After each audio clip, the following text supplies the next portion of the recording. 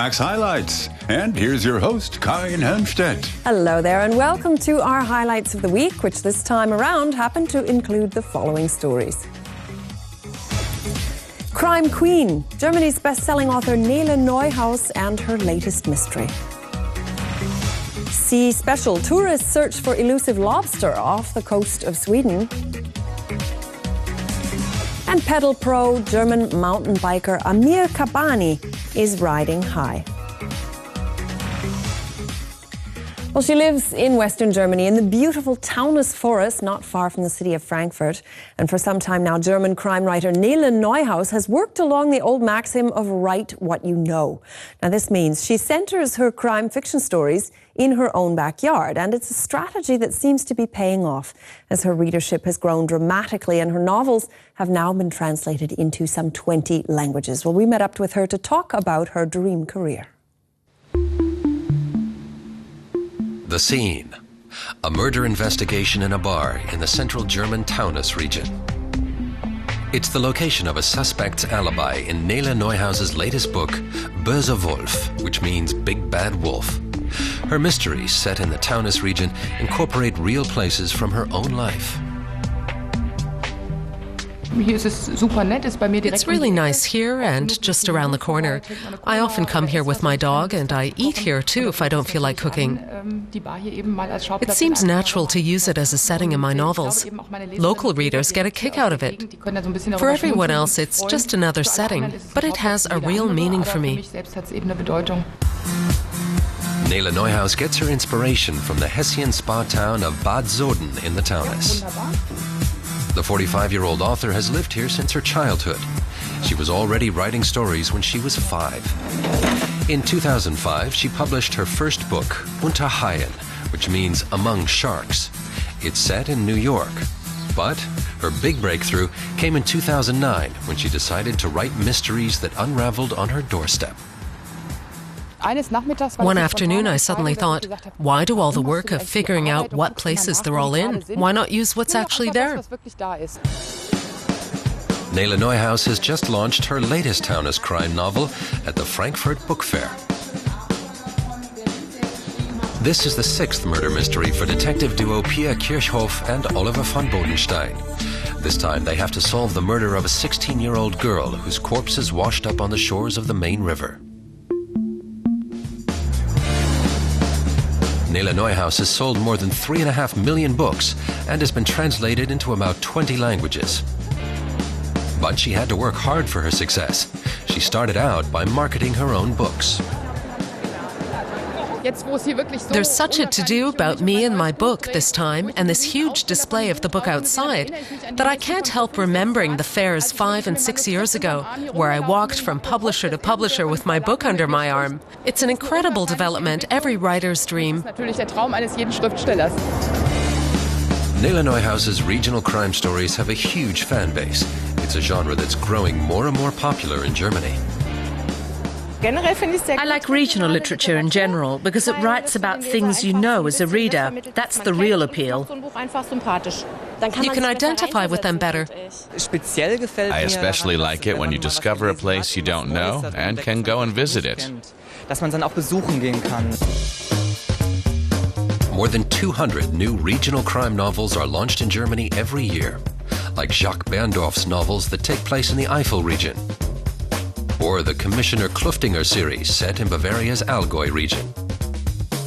Regional detective stories can be set anywhere, but what they all have in common is local color, real street names, traditions, and problems.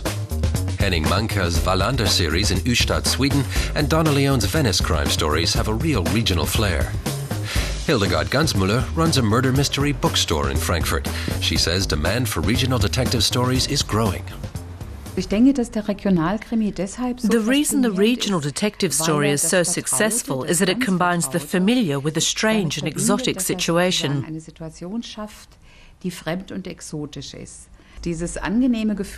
On the one hand, the pleasure of recognizing a certain environment and people, and on the other, that these people in this place are suddenly involved in a crime. Dass diese Leute in dieser Umgebung plötzlich in ein Verbrechen verwickelt sind. Back in Bad Soden, Nele Neuhaus already has ideas for her next projects. There's a lot of potential in it. My characters can continue to develop. I'm writing a third volume in my youth series, Elena, and then a seventh case for Pia Kirchhoff and Oliver von Bodenstein. That will definitely continue.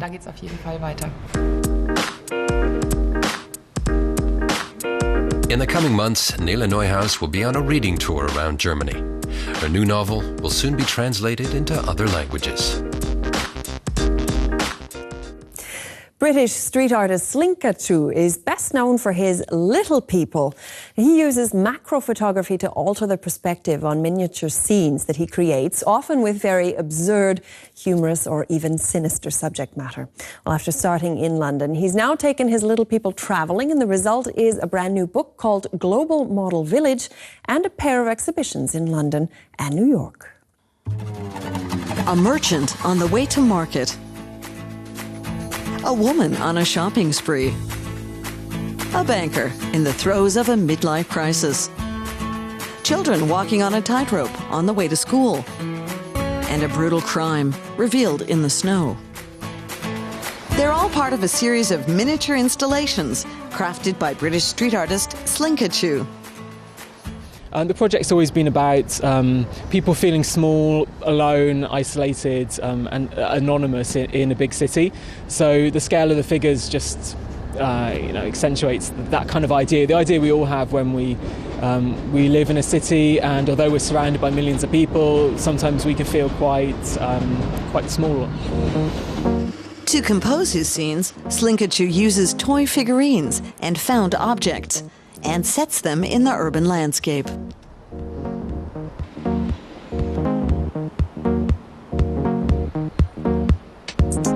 Once he's set up the perfect tableau, he photographs it for posterity, and then abandons the figurines to their fate. They look very cool, because they're small and unusual, but I wouldn't have noticed them if you didn't point them out. So I just love the skateboarders and the little story that's told, one waiting and one skateboarding on this little abandoned orange peel. No, I actually think it's quite cool. I just think that possibly someone might step on it. When you see the images afterwards and you know that the characters really were left and their fates are kind of unknown and probably they were destroyed, I think it makes it more powerful, makes it more interesting an idea. Over the past few years, Slinkachu has used more than 400 figurines in his miniature worlds. He paints on clothing, outfits them with accessories, and bends them into the right positions. He's been collecting tiny objects and tinkering with them since he was a boy. I've always been interested in miniature figures. I did have a train set when I was young, but I didn't play with the trains. I was interested in making the villages and having the people and the houses. Slinkachu has been working on his Little People series for 6 years now. He grew up in rural Devon and moved to London 10 years ago. The isolation and loneliness of urban living first inspired the idea. His first book of photographs was published in 2008. Since then, he's gone on to become an international sensation. Today, his photographs fetch up to €8,000 apiece. The first work that I did was perhaps more fun in a way, or more flippant, and I think more seriously about the story that I want to tell in the images. And although they're humorous on the surface, there's deeper things going on in the images themselves. His latest photographs are now on display at a London gallery. Over the past 2 years, he's traveled with his little people to cities around the world.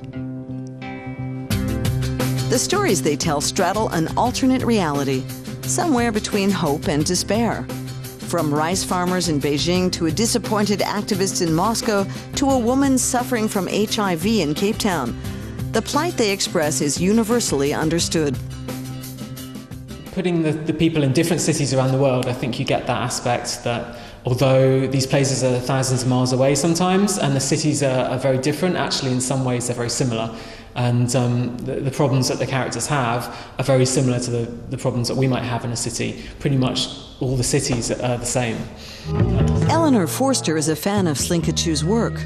Although he has a huge popularity as a street artist, he's always been the combination of two, the fine artist and the street artist, because his photography exists inside the gallery, whereas the installations absolutely exist and are left out in the streets. I think he's an inspiration to a large generation of younger artists. And maybe one day you too might happen across a discovery, a crew of little people left behind by Slinkachu. Well, now we go much bigger, to larger than life, in fact. And in showbiz, the challenge is always to top the last big success. And Berlin's Friedrichstadtpalast Variety Theatre has pulled out all of the stops with its newest production. Show Me is an extravaganza of dancing and of acrobatics that harks back to the heyday of revue theatre. It premiered to a full house this past week, and we were there to get those crucial first reactions. More than 100 performers on stage and production costs approaching 10 million euros. Berlin's Friedrichstadtpalast has put a lot on the line with its new revue show. If it fails to pull in the crowds, the theatre's very existence could come under threat. But there's plenty of talent involved.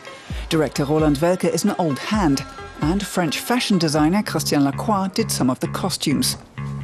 8 weeks before the show, Welke inspected the construction of what is now one of the world's biggest theatre stages.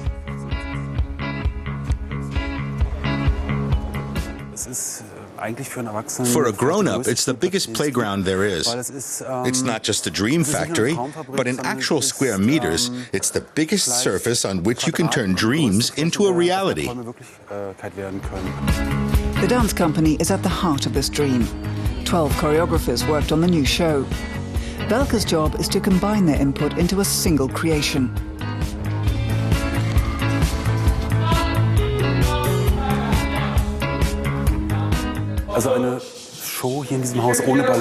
Dance is an integral part of every show we produce. I would say our dance ensemble makes up 90% of the wow factor on stage. Naturally, marketing is another key factor. To that end, the theatre commissioned French couturier Christian Lacroix to help design the costumes.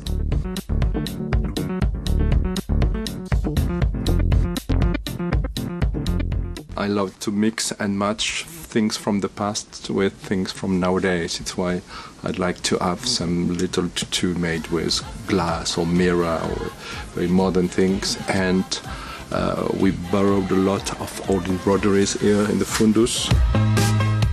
More than 500 costumes were created for the new show in the theatre's workshops. There were some key requirements. The dancers need freedom of movement. Each costume is custom-made for the individual performer.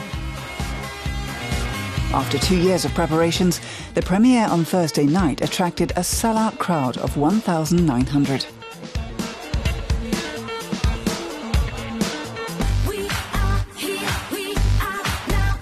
The show takes its cue from the big revue shows of the 1930s and 40s, making use of up-to-the-minute technology for a 21st century update.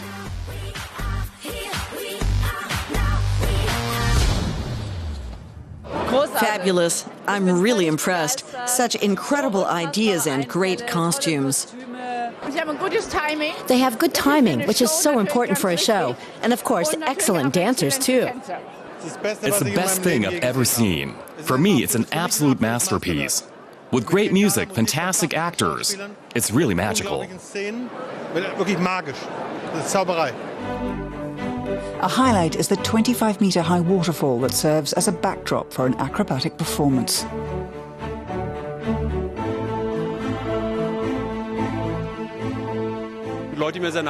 People who are very close to me, theater professionals, said they were moved to tears. That's touching. It makes me happy. I did a lot of opera, I did a lot of ballet, I did a lot of theater play, but never such a musical. So I'm very happy because it's a dream from my childhood. For its producers' dreams to come true, Show Me will need to go down just as well with the audiences over the next 2 years as it did on opening night.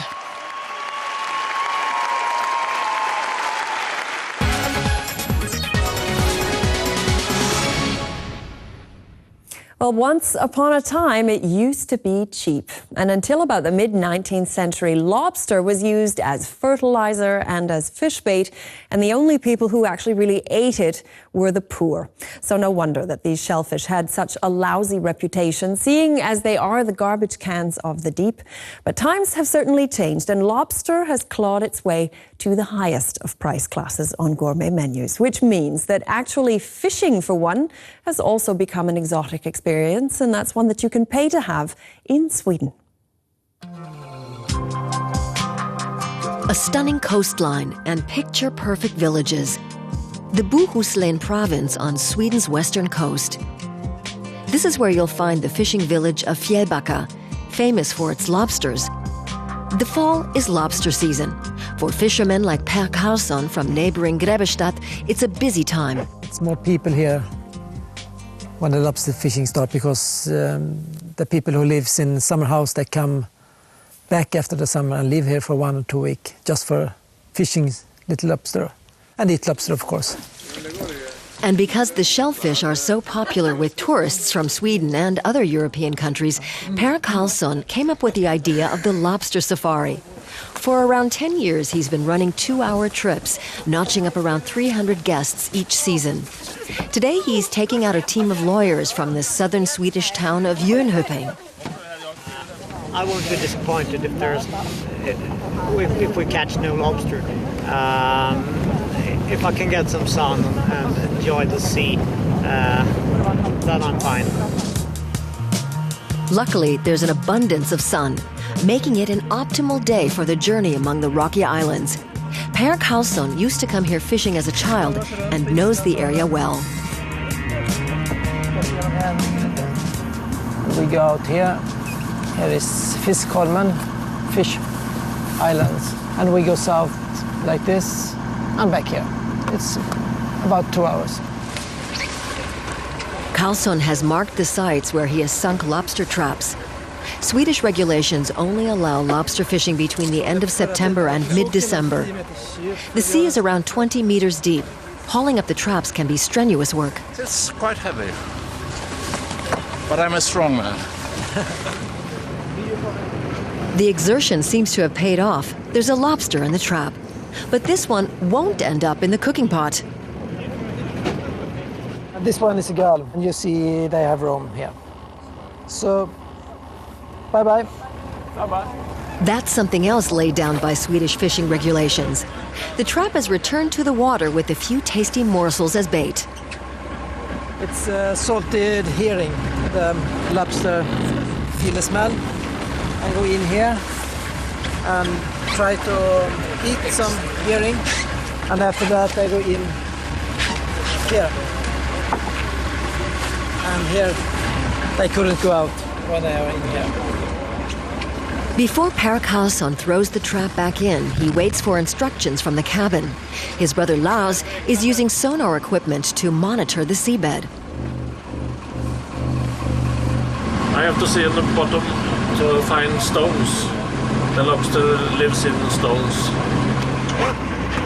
And that's where Per drops the basket. The site is promising. There's already a trap there. And there's a lobster inside it. This time it's a male. But it has to be big enough if the fishing expedition is to take it with them. It must be from the backside of the eye to the backside of the head. It must be 8 centimeters. And you see it's 1 or 2 millimeters. So this is okay. Under Swedish fishing regulations, any smaller lobster must be returned to the sea. But this one ends up in the box. It would fetch a tidy price at the fish market. The day's catch totals 5 lobsters. Just enough for the 10-strong fishing safari, who seem happy to be heading back to dry ground.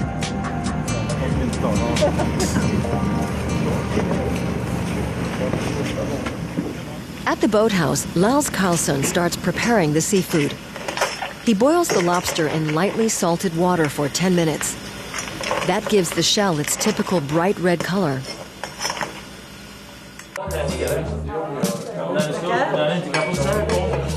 Then he serves the lobsters fresh to the table.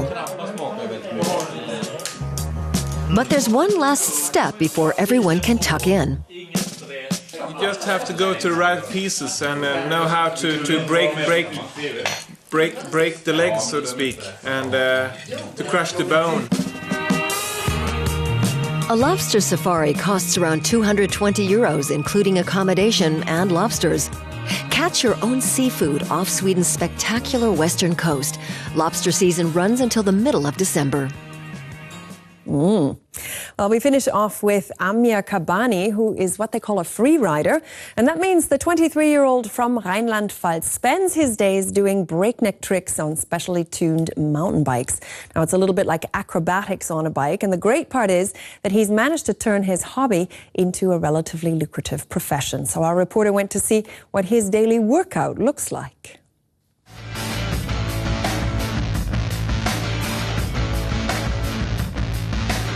Amir Kabbani is in his element. The 23-year-old professional freerider earns a living by performing dangerous jumps on his bike. It's amazing that all you need is some wood and earth to build a jump like this one. The feeling you get when you fly over it on your bike is unbelievable. So it makes the sport different. You can actually fly through the air on your bike. It's pretty cool. The sport originated in North America. It's more about the actual freestyling element than speed. Points are awarded for technique and the degree of difficulty involved. Top international freeriders regularly meet up to compete at events like this one in Villingen in Western Germany. Amir has already won this event 3 times.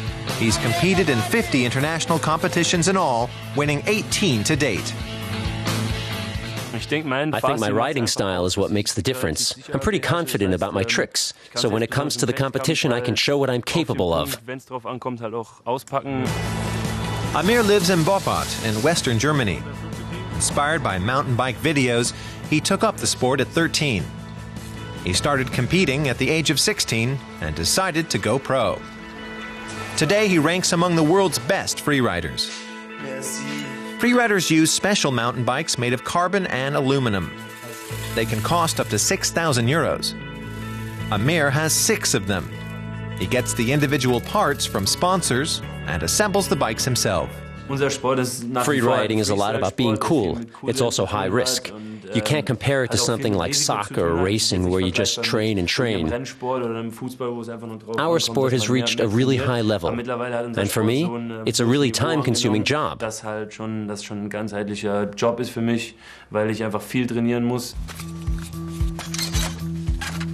Amir practices for several hours a day at his self-styled course in a nearby forest. This trick is called a backflip. And this is a tail whip. With the tail whip, the back part of the bike is completely thrown around. I hold onto the handlebars and rotate the back end right around. The 23-year-old trained for 2 years before perfecting his tail whip technique. A freerider can use a bike to leap up to 8 meters at high speed. But these are risky maneuvers, and a helmet and protective gear are essential. I've been pretty lucky so far. I've broken my ankle twice, but that's about 8 years ago now. It's a dangerous sport, for sure. Depending on the risks you take or how often you exceed your level, things can happen. But luckily, nothing bad has ever happened to me so far.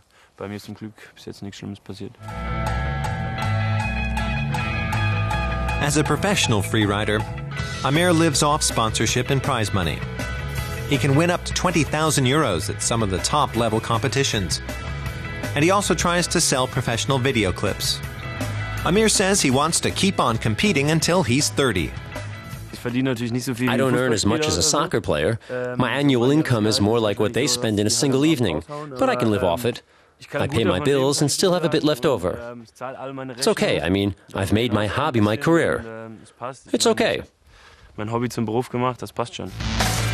Amir is currently training for the Crankworks event in Canada, an annual event that brings together the world's best freeriders. In 2011, Amir Kabbani took 7th place.